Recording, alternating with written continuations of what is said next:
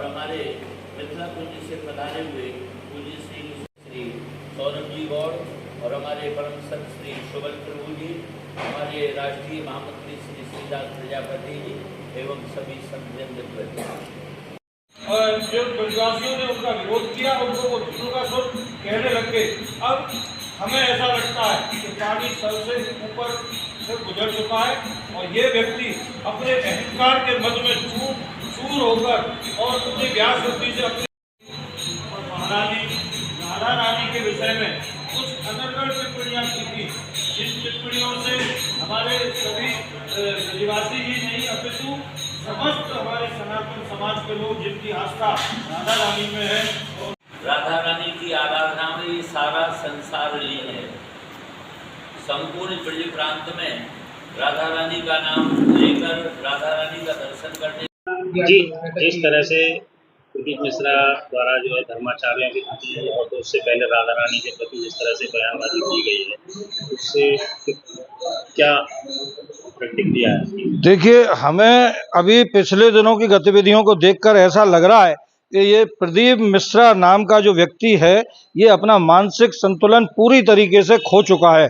सबसे पहले तो इसने गलती की कि हमारे ब्रज की जो आराध्या हैं, ब्रजवासियों की नहीं बल्कि संपूर्ण सनातन समाज की आराध्या हमारी राधा रानी के विषय में जो कुछ भी अनर्गल टिप्पणियां की थी, वो यहाँ के सभी संत समाज और ब्रजवासियों के बर्दाश्त के बाहर थी।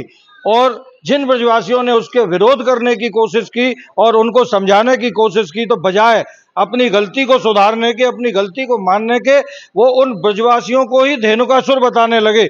ये उसकी और भी बड़ी महान गलती है, क्योंकि इन ब्रजवासियों का सम्मान तो ठाकुर स्वयं करते आए हैं, उन ब्रजवासियों का भी उसने अपमान किया है।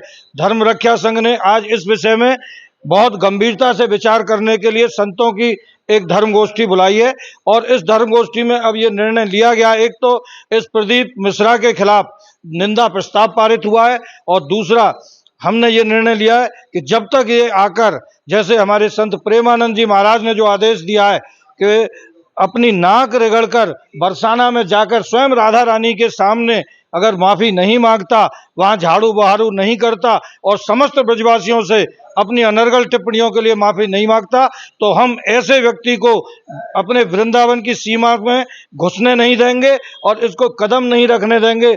और बहुत जल्दी संपूर्ण ब्रजमंडल के संत और ब्रजवासी मिलकर इसके खिलाफ एक बड़ी पंचायत का आयोजन करेंगे, जिसमें इसको क्या दंड दिया जाए इसका निर्णय लिया जाएगा। अभी भी इसके पास समय है।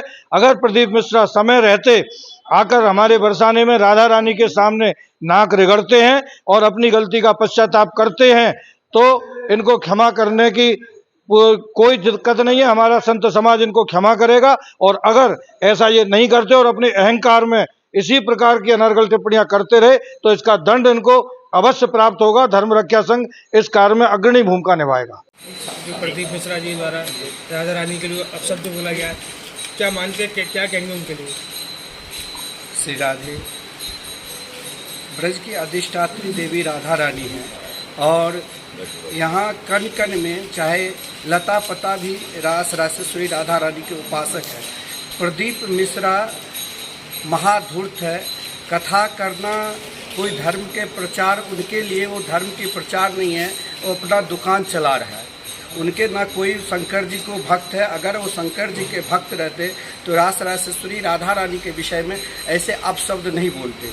उनको इस प्रकार दंड मिलना चाहिए ताकि आजकल जितने भी बड़े बड़े टीवी चैनल पर कथावाचक आ रहे हैं, कुछ दिन पहले एक कथावाचिका उसने भी मुस्लिम धर्म के विषय में सर्वश्रेष्ठ कहा। तो क्या होता है, एक व्यक्ति जब बड़े कथावाचक अपने मंच पर गलत शब्द बोलता है तो उनकी आदत हो जाती है, फिर बड़े बड़े चैनल पर अपने यूट्यूब पर आजकल बढ़ाने के लिए, सदस्य बढ़ाने के लिए वो अपशब्द बोलते हैं ताकि लोग अधिक से अधिक इसको देखें। तो प्रदीप मिश्रा केवल उनके प्रति हम लोग आज श्री धर्म रक्षा संघ के द्वारा जो ये आंदोलन चला है, ये आंदोलन केवल बैठक के द्वारा नहीं, केवल उनके ऊपर एफआईआर के द्वारा नहीं, ब्रज के सभी संत, सभी गोस्वामी, सभी जितने भी संगठन हैं, धर्म रक्षा संघ तो आगे बढ़ ही रहे हैं। संपूर्ण ब्रजवासी को ऐसा आंदोलन चलाना चाहिए जो प्रदीप मिश्रा स्वयं इस ब्रज में आकर सभी ब्रजवासियों से, संतों से क्षमा मांगे और भविष्य में अन्य जितने भी बहुत कथावाचक हैं, उनके नाम आप लोग सब जानते भी हैं, उनको भी उसी प्रकार दंड मिलना चाहिए कि तुम अपना कथा करो, लेकिन जिस अधिष्ठात्री देवी के देवता के नाम पर तुम अपनी दुकान चला रहे हो, ये दुकान केवल अपने तक सीमित करो। उनमें निंदा करोगे तो तुम्हें महान से महान दंड मिलेगा और जरूर ठाकुर जी दंड देंगे।